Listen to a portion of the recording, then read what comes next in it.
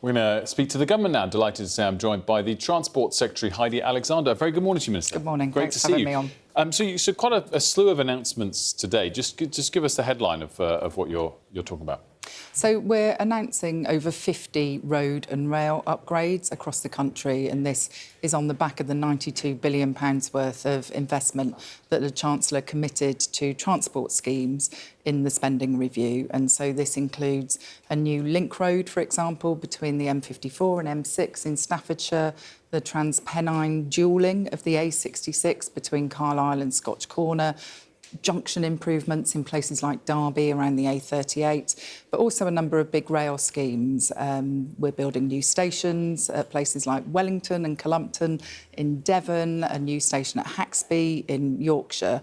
And this is going to create tens of thousands of jobs. It's also going to support the delivery of new homes. We've got a commitment as a government to crack on and get building 1.5 million homes this Parliament, but the infrastructure has to be there. We can't have roads that are snarled up. We need people to have good public transport options. And so this is all about delivering this government's plan for change and getting the economy firing on all cylinders. So if we focus, for example, just on those top three road projects you mentioned, how long do they take? When will they actually be delivered? So those three schemes are very significant schemes, and they will take a number of years to be constructed. But it's important that in this spending review, we have put the money in place to get on with delivering them.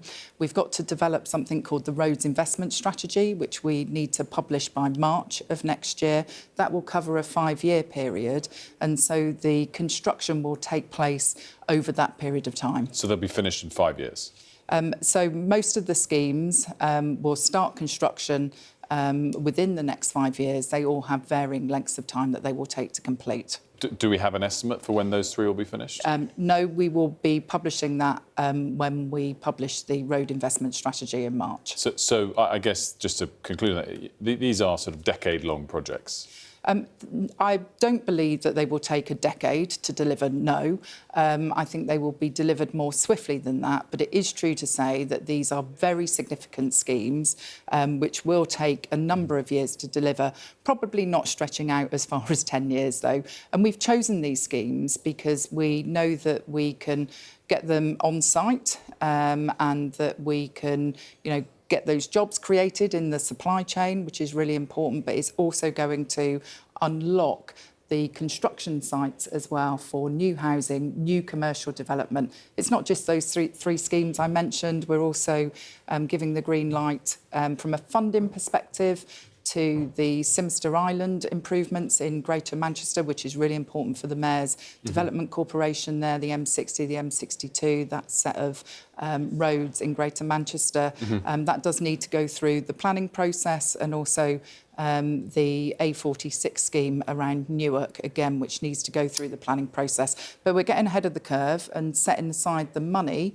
If those schemes are consented, the money that is there to get on and do the work. I wanted to touch on taxes.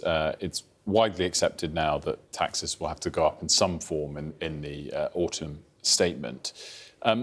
Would a wealth tax be a less unpopular way of doing that than some other options? So we've always been clear as a government that those with the broadest shoulders should carry the greatest burden. And if you look at some of the decisions that we have taken in the last year, be it the changes to capital gains tax, the changes to the non-dom rules, because we believe that even if you're born elsewhere but you live in the UK, you should be paying your fair share of tax. We obviously applied higher taxes to private jets, and we said to the 5% of parents who send their children to private school that actually they can't get the tax breaks on private school fees, the VAT tax breaks that they previously did, so that we could invest that money in public services. And that was really the priority for the Labour government after the election, was to make sure that we had money there to invest in hospitals, in schools. And we've seen some of the success of that. There's so much more to do. We promised 2 million extra hospital appointments. We delivered 4 million extra. We've got those breakfast clubs that are being rolled out in schools at the moment. And so, look, matters about taxation are for the Chancellor, and she will take those decisions in the round when we get to the autumn budget. But I think fairness is really our guiding principle as a government. And I guess, in principle, though I totally accept that you're not trying to predict or tell us what the Chancellor might do, but a wealth tax would be one of the less unfair routes that you could pursue.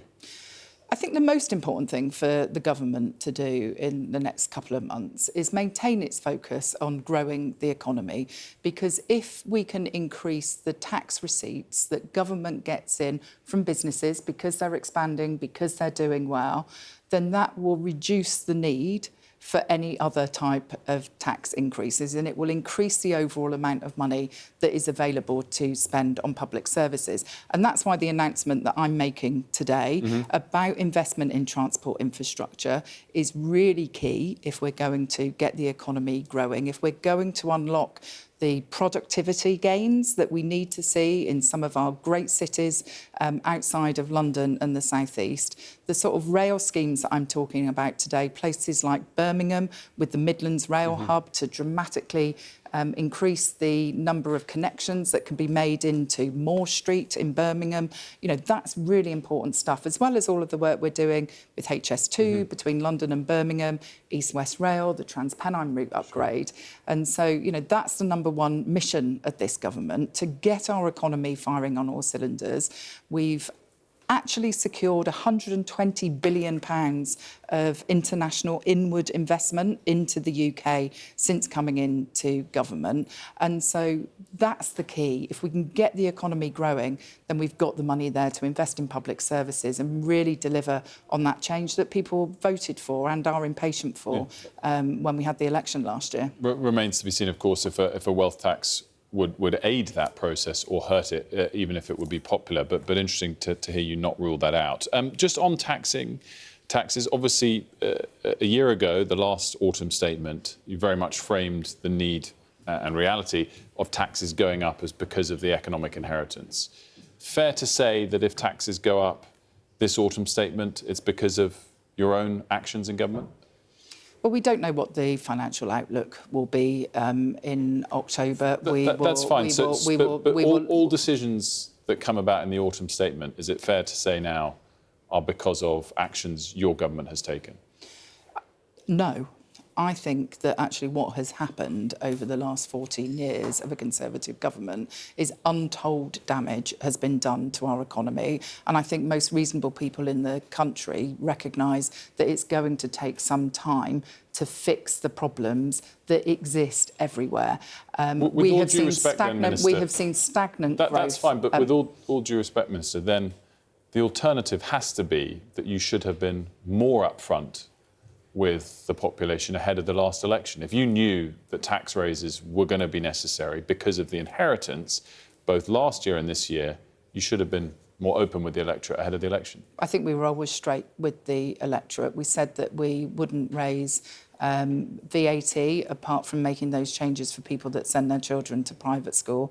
We said we wouldn't put up income tax. We said that we wouldn't put up national insurance contributions for employees, for working people. Those were the words in our manifesto, and those are the conversations that I had on the doorstep, and we stand by that commitment. Interesting, though, of course, the Chancellor did rule out a wealth tax, that's not being ruled out. But we shall see what happens. As you said, come the autumn statement, lots of decisions for the Chancellor to make. Transport Secretary Heidi Alexander, thanks so much for joining us. Thanks for your time. Thank you.